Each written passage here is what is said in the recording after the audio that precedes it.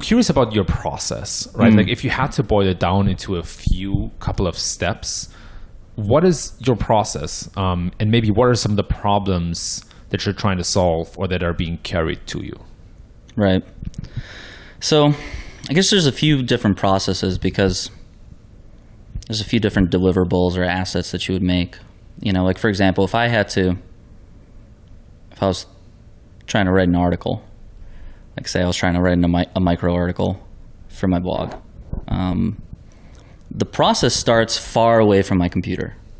The process starts like in the world, in my interactions with people, in a story that I read in a book, in something that I saw on TV, something random, something that's not related to marketing or copywriting in any way. And then because I've been a student of copywriting for a long time, and I have a modicum of knowledge when it comes to it, I can connect that random thing that I saw in the world or on TV or in a book or whatever. I can connect it to a copywriting principle or a tactic.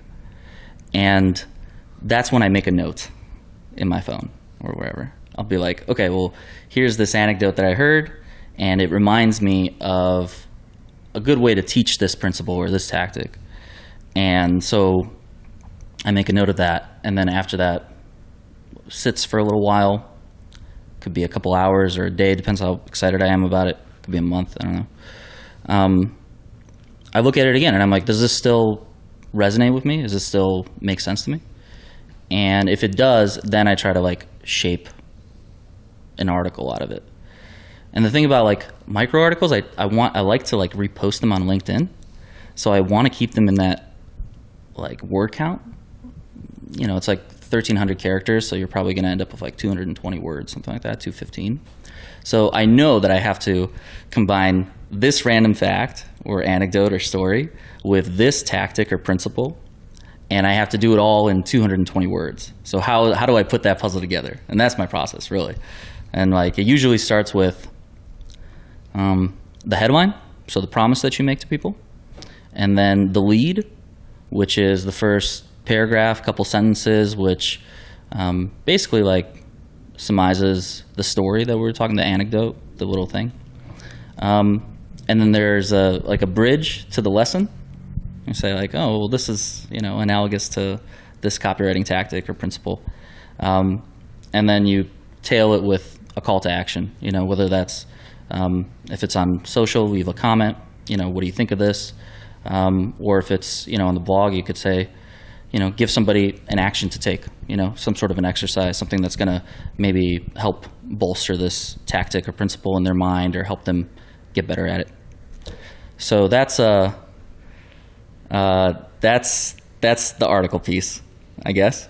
If it's like a campaign for like a G2, it starts with the brief. It doesn't start with me at all. Like it starts with our colleagues in product marketing who already understand this audience really well, already understand the product really well, understand the problem that it solves, and they do a fantastic job of collating all that information into a creative brief that gives me everything that I need to know in order to say, okay, well, this is how I want to shape this story. Like Yoni Solomon, our colleague, leads partner marketing over there, extremely talented person.